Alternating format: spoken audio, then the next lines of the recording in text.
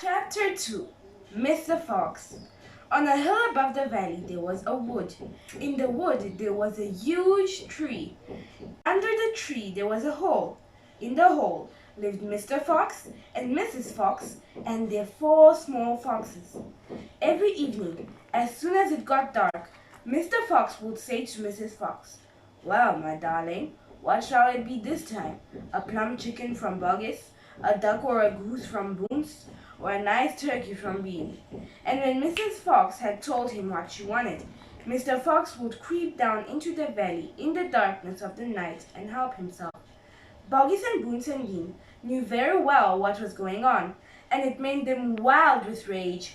They were not men who liked to give anything away, less still did they like anything to be stolen from them.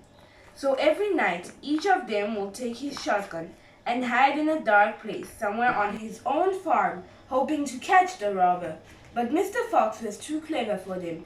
He always approached the farm with the wind blowing in his face. And this meant that if any man were lurking in the shadows ahead, the wind would carry the smell of that man to Mr. Fox's nose from far away.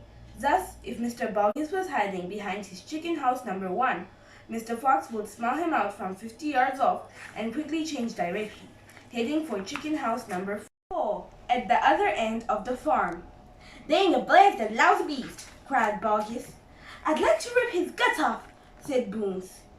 "He must be killedy," cried Bean.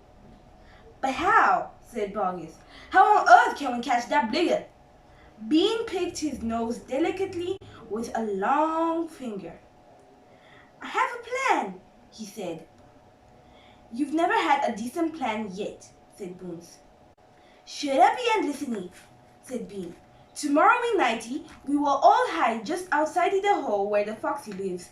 We will wait there until he comes out. Then, bangy bangy, bangy bangy." "Very clever," said Boones. "But first we shall have to find the hole." "My dear Boones, I've already found it," said Crafty Bean. "It's up in the woody on the hilly. It's under a huge tree.